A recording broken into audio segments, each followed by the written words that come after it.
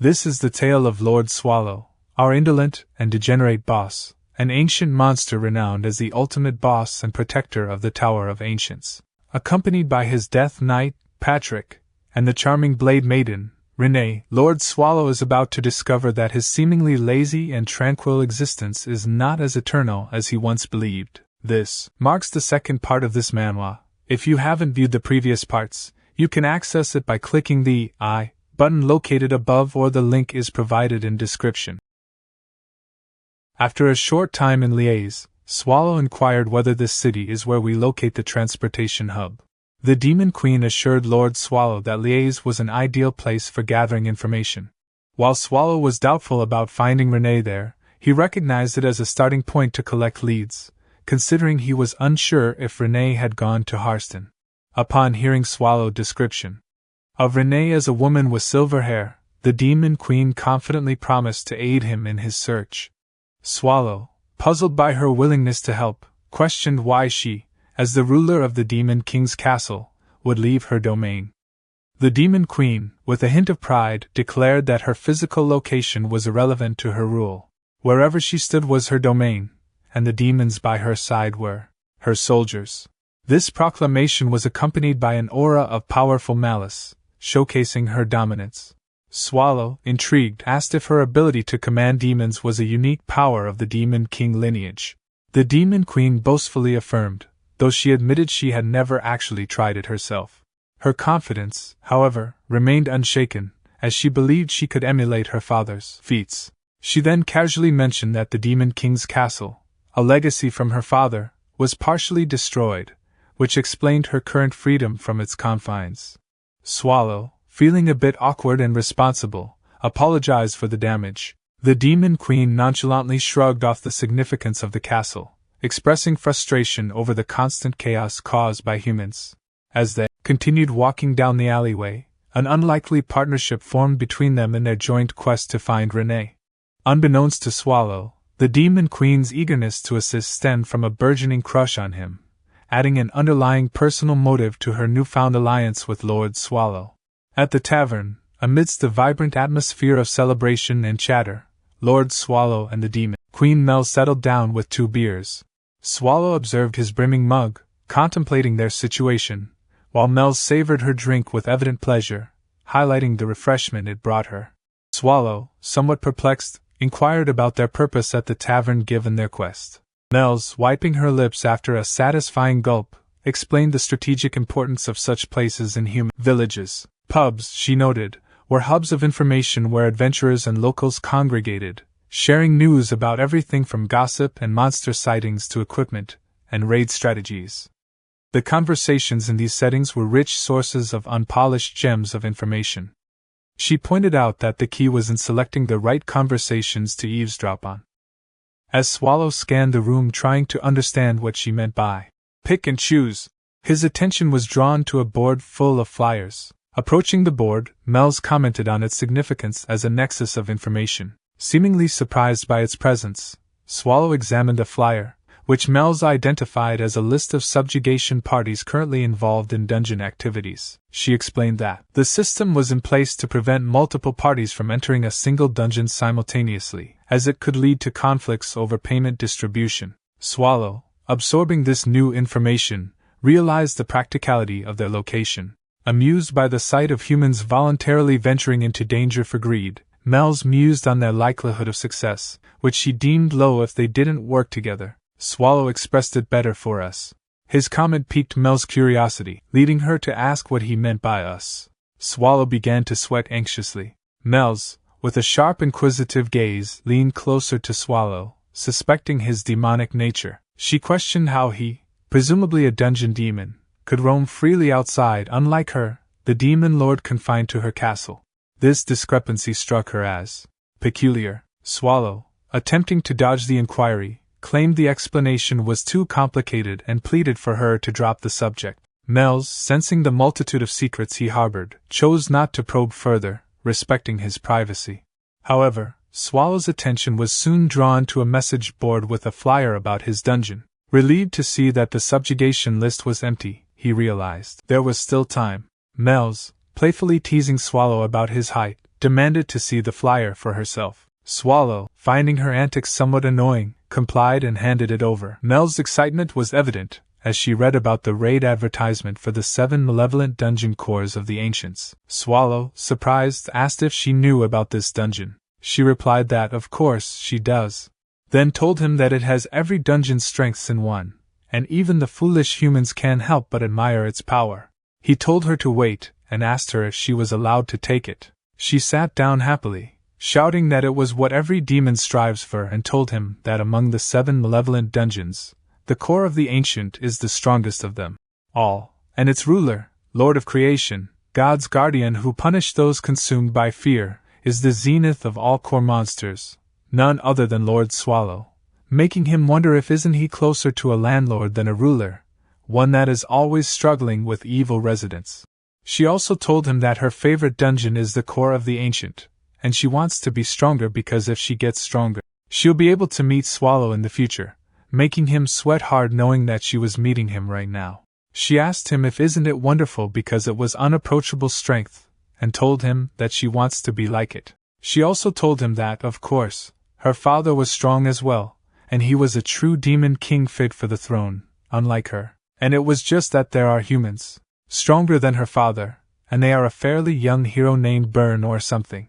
He asked her if Burn is the hero who defeated the Demon King and told her that he really doesn't want to go near Burn, thinking that he was the one who swallowed that hero with a yawn.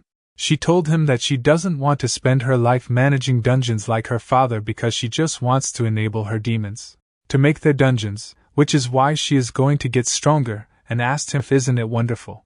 He smiled, thinking that it was nice to be young, and that it was. He remembered that he was like it once long ago, further back than he can even remember.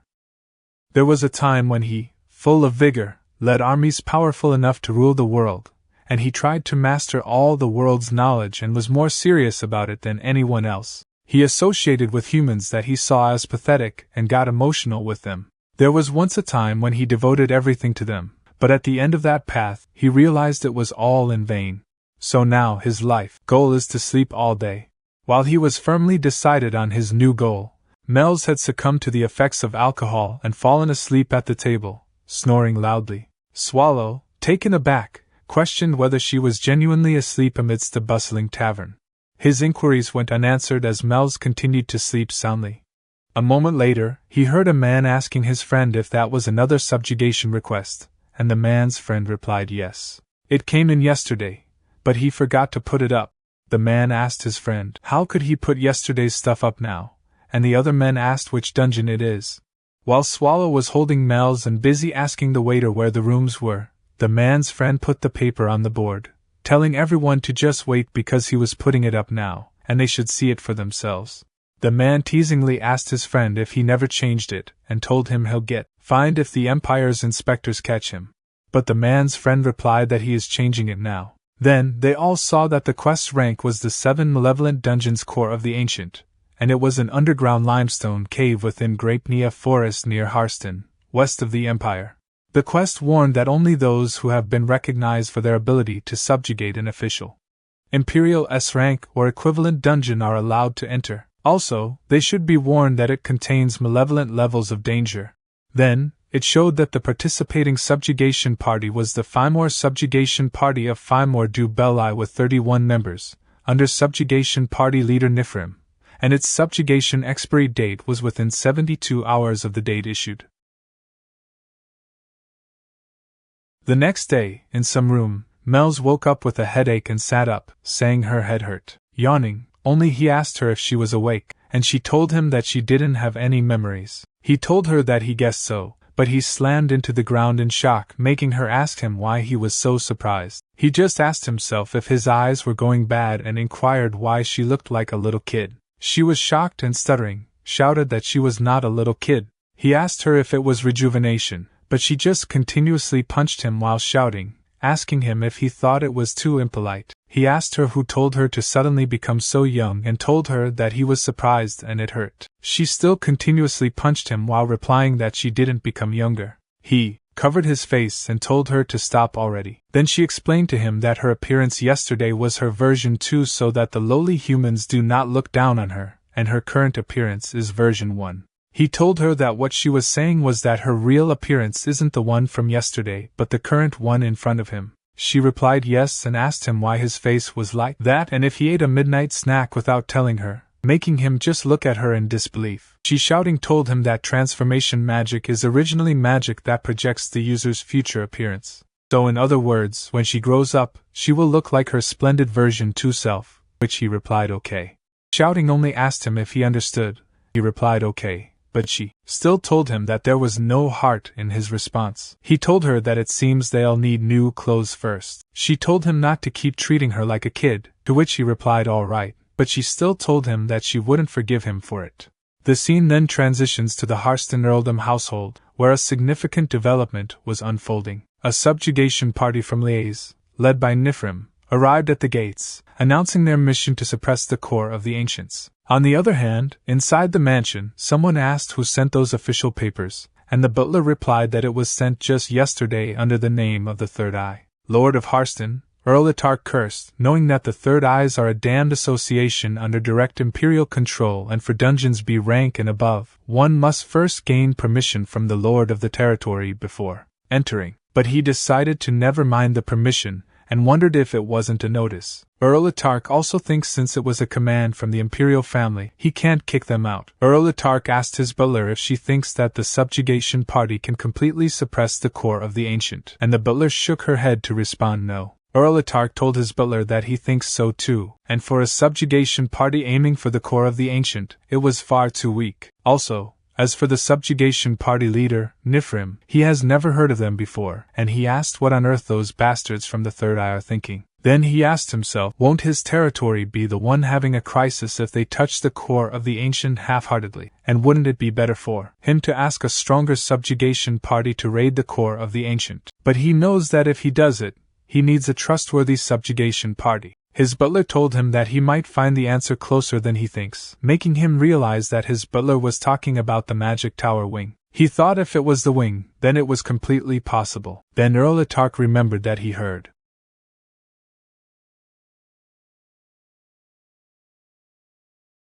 Even with the rapid growth, an A-rank magic tower attempting to suppress the core of the ancient is insane. But if the rumors he has heard are true, then he had a chance, making him smile. Earl Atar also knows that the only monster left on the right trail where even the Guardian has been defeated is the boss monster who confronted the hero Burn's subjugation party, Swallow. Then Earl Atar ordered his butler to send someone to the magic tower wing with a request right away, and in his name, he would promise a large sum and fame. She should tell them to first suppress the core of the ancient however possible. Suddenly, someone shouted that they couldn't go in there, but then at Earl Atar's office barged open, making him panicky. He asked who it was. Nifrim asked him if he was Lord Earl Atar, but he just asked Nifrim back who he was. He replied that his name is Nifrim and told Earl Atar that since he didn't open the gates, no matter how much they called, they let themselves in. Earl Atar asked Nifrim why he was there without any previous notification, and he sat down while asking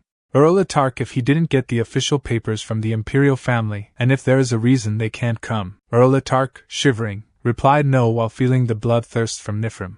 The lady asked Earl Atar if she is right that they are guests, and what is with his face, then told Earl Atar to smile, and that she wants to eat something sweet, so he should give her some tea, snacks and chocolates. Earl Atar clenched his hand in anger but then ordered his butler to hurry and prepare them. A moment later, Earl Atar asked Nifrim why he came looking for him, and he replied that they had come to crush the core of the ancient. Earl Atar told him that it had only been a day since the official papers had arrived, so he was quite fast, and asked him when he was going. He replied that they were actually planning on going today, but something just came up, so he thinks they'll go tomorrow, and asked Earl Atar if it was okay. Earl Atar asked him if tomorrow wasn't too soon and if it wouldn't be better to go after fully recovering since it was an important task, then told him that he will provide shelter and amenities, so they should enjoy to their heart's content. But he tells Earl Atar that it is all right even if he isn't so concerned about them, and they will just visit the magic tower wing and head off immediately. Earl Atar worriedly asked him why he was going to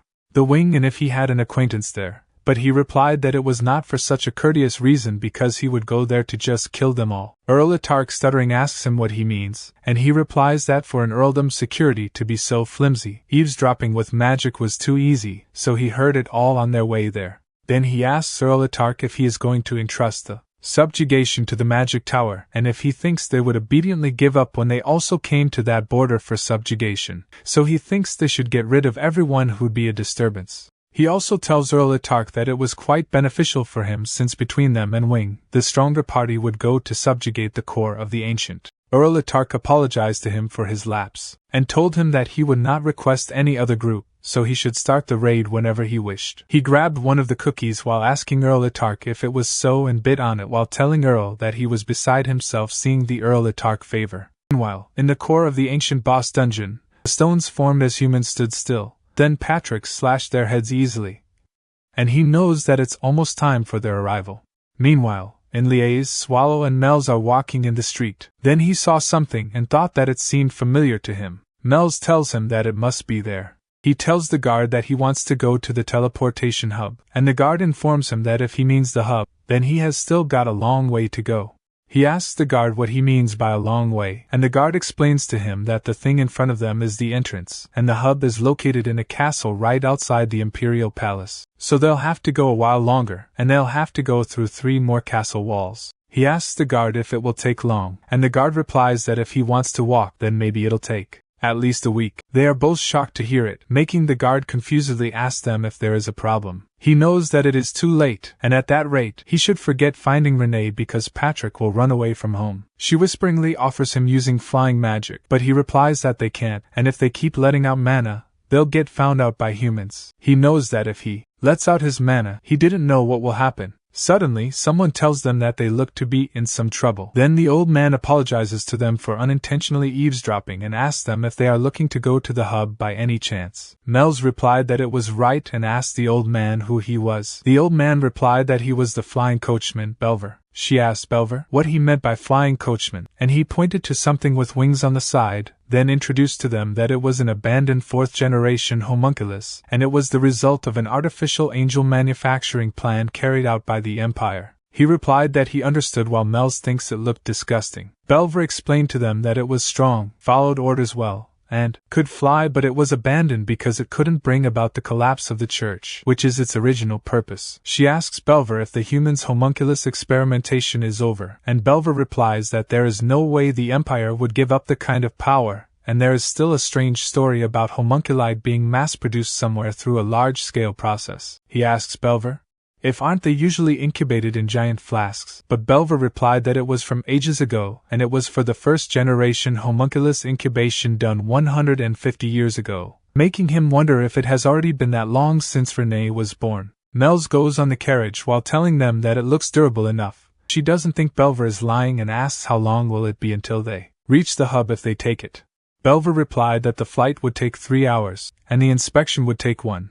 So about 4 hours in total because even if they fly, inspection at each castle wall is essential. He asked Belver how much it was and Belver replied that for the 2 of them, it's 8 ounces of gold, making them shocked. Knowing that 8 ounces of gold is 800 ounces of silver, the cost of staying at the tavern was 8 ounces of silver, so it was 100 times more expensive than yesterday's accommodation fee. Melz apologizes to him because she doesn't have that much money, and he asks her if he looks like he does. But then he hears something clicking in his pocket, grabs it out, and sees that it is paper.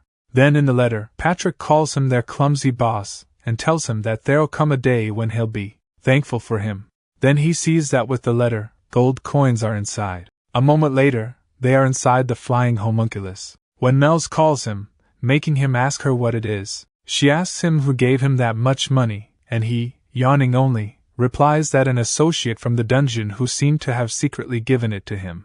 She tells him that now she is thinking about it, and asks him if isn't he a monster from a dungeon, and how is he able to go around so freely. He asks her if saying he got kicked out is a suitable response, making her ask him if the associate he was looking for is someone who also got kicked out, and he replied that it was something like it. She tells him that she is jealous because even after leaving the dungeon he cares for his associate right to the end, and she wants a colleague like that as well. Also, she wants to live a life like him, a life where he has someone to take care of him, and he takes care of them. But he just asks her if it is so. Later, in the Street of Gold and Pleasure Survey Rose, he asked the man if he was telling him that they couldn't use the teleportation hub now. The man replied yes and apologized to him for the inconvenience, Mel's tells him that she didn't think it would happen and that she was ashamed. The man tells them that if it was not urgent, they should come back at around 8 p.m. today because the hub had been shut down today to ensure the security of today's auction. After the auction was over, VIPs would use the hub, so the higher-ups will allow it if they are interested. They should take the paper. He asked the man if he said they were closing the hub because of the one auction, and the man replied yes. Then explained to him that it was because quite a rare item was exhibited this time, and the beheading Fang that had an unknown whereabouts for a long time was suddenly put on display a few days ago. So they closed the hub for an hour to prevent infiltration into the auction house by abusing the hub. She replied that she understood and told the man that it was a really well-made drawing while he was busy looking at the beheading Fang picture, thinking that he had seen it before somewhere. Then he remembered that it was the same as what his associate used. The man asked him if he was sure he was not mistaken, and he replied that it was exactly the same. Then he asked the man if isn't the thing where if they grip it tightly it flies and transforms into a large blade. The man replied that he was not sure about it, but he thought he must be mistaken since only one beheading Fang exists in the world. He was shocked to hear that it was the only one that existed in the world, making him think that it was definitely Renee's weapon. But he wondered why it was in the hands of humans and thinks that it couldn't be. He thinks even the bosses of the other 7 malevolent dungeons can't mess with Renee easily, so there is no way mere humans would be able to face her because Renee is strong and she is called Blade Maid Renee for nothing. He slowly changed to his original form while wondering if Renee was holding a blade when she left, and remembers that Renee was wearing frilly clothes that didn't even have pockets to hide weapons. She threw a blade at him since she mistook him for an enemy, making him wonder how many weapons did Renee have left, if Renee ever fought with less than 5 weapons if she fought with humans. He knows that Patrick's strong without a sword, and it is just that with a sword, Patrick is even stronger. But Renee is different because if they take the blades from the Blade Maid, there nothing will be left of her. Mel's called him in fear while he was transforming back to his original form, but he didn't hear her because he was busy furiously wondering if Renee got killed by mere humans. Then he thinks if Renee was killed by a mere human, then it would be right for him to kill the very last bastard there. Then he asked Renee if she wouldn't agree while Mel shouted for him to calm down. She grabbed his arm while shouting for him to snap out of it, and asked him what in the world happened. He seriously tells her that he will only ask her once and asks her if there is only one beheading Fang, one of the 36 virtuous masterpieces, there in the world. She sweating replied that according to the principles she knew of, it was the only one, and asked him why he asked all of a sudden. He replied that he had been looking for it, and it belonged to his friend, so he had to find it. Then he takes his arm back while telling her that she doesn't need to help him anymore, and as short as it was, he thanked her. Then he tells her that he knows the way back to Harston now, and he can make his own way there from there on out, so it would be best if she got out of there as fast as possible. She shouting calls his name and asks him if that person, the friend he was referring to, is the demon that takes the form of a silver-haired woman and a warrior who wields the beheading Fang of the 36 virtuous masterpieces, the Blade Maiden Lady Renee. She shakingly tells him that based on his reaction, it seemed she was correct, but he just tells her that it was enough with the provocations and asks her how much she wants to know. She tried to laugh while shivering in fear and telling him that there was no need to tell her the whole story, and even if he used that vicious voice of his, he could not scare her, especially since she had already figured out who he was. She also tells him that Renee is the guardian that protects the great core of the ancient, and she is the highest of the highest, so if he claims that Renee is his friend, then he must be the master of the core of the ancient, the great Lord Swallow, making him surprised, and his anger disappeared. He admitted that he was Swallow, and she proudly told him that she was sure of it. He sighed, but the truth is he felt disgusted. She laughingly tells him to look at his face, and she caught him red-handed, but he shouldn't worry because her deduction skills were supreme. She shyly continued by telling him that she knew what kind of dangerous thoughts were crossing in his mind at that very moment, so she would help him, and he would not object. He asks her if she is sure she can go off of such simple reasoning when he is someone who claims to be nearly on the level of the Demon King. She replied that it was not the logical demon who became king but the Demon King who dictates logic, making him sigh thinking that it was taking a bit too far. Then she called him Swall that she knew and told him that he was super and duper scary just now. There were all those weird things shooting out of his back, but she was glad he was back to his normal self and told him that she shall assist him from now on so he shouldn't worry. She also tells him to promise her never to use that voice to say such things ever again. Later on the day of the auction, at the front entrance, the nobles arrived. On the other hand, at the same moment, at the back entrance, the guard expected it but he didn't see a single soul, making the guard ask himself what was the point in guarding a place like it. Suddenly someone said hello to the guard, and Mel's in her version 2 tells the guard that they were looking to join the auction and asked if they could come through that entrance. The guard, stuttering, replied that they could right away, but first, he'd have to ask them to identify themselves and ask them what their names are. She replied that she was Mel's of House Agria, and the man behind her, her attendant Swallow. The guard tells them to wait a moment and check on the list, but then the guard apologized to her because she was not on the guest list for today. She replied that it was strange and asked Swallow if he, by chance, happened to have the invitation on him. The guard confusedly asked them what invitation, and he walked closer to the guard while saying that he had it there. But the guard tells them that there were no invitations sent out.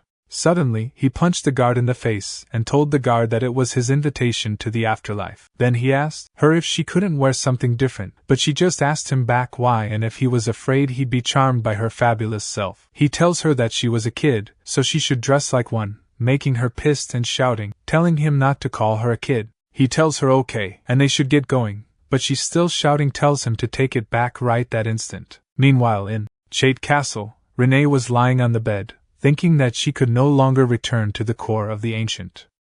Alright, everyone, that's the end of the video. If you liked this video, comment, part 3, in the comment section. Also, subscribe to the channel, hit the bell, and like the video. Thank you for watching, and see you next time again.